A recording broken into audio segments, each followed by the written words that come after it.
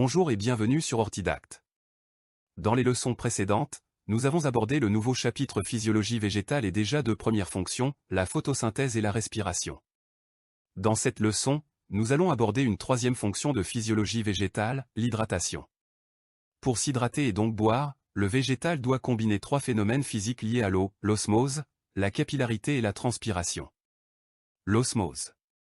L'osmose est la propriété de l'eau de se diriger à travers une paroi à perméabilité sélective, du milieu le moins concentré en sel vers le plus concentré afin d'équilibrer les deux.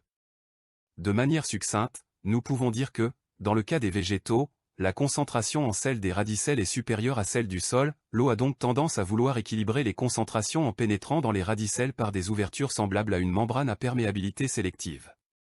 Elle entre donc par osmose. Lorsque nous parlons d'une membrane à perméabilité sélective, c'est d'une espèce de papier buvard qui laisserait passer l'eau mais pas les grains de sel.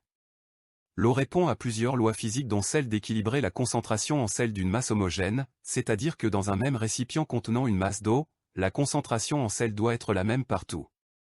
Si le sel ne sait pas se déplacer, à cause d'une membrane sélective par exemple, c'est l'eau qui le fait. C'est pour cette raison que le sel est un herbicide. En effet, si l'on épand suffisamment de sel au pied d'une plante, la concentration dans le sol deviendra plus élevée que dans les radicelles et dès lors, l'eau sortira des racines vers le sol. C'est ce que l'on appelle l'osmose inversée. La plante périra desséchée. La capillarité. La capillarité est un phénomène physique étonnant. En effet, lorsque de l'eau se trouve dans un tube étroit, capillaire comme cheveux, elle forme un petit ménisque qui est attiré vers le haut. Ainsi, elle escalade le tube. Plus le tube sera étroit, plus l'eau montera haut. Les tiges des végétaux transportent la sève brute du sol par des tubes capillaires. Donc, une fois arrivée dans les radicelles par osmose, l'eau grimpe vers les tiges par des tubes capillaires. La capillarité a cependant ses limites car la pression atmosphérique exerce une force contradictoire. La transpiration. La transpiration, c'est l'émission d'eau à l'état de vapeur.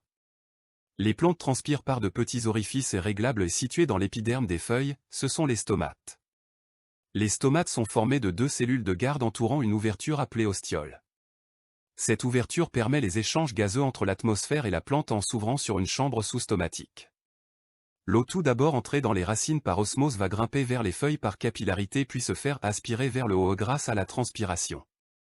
Un circuit continu sera alors créé, comme une pompe. C'est ainsi que la plante s'hydrate.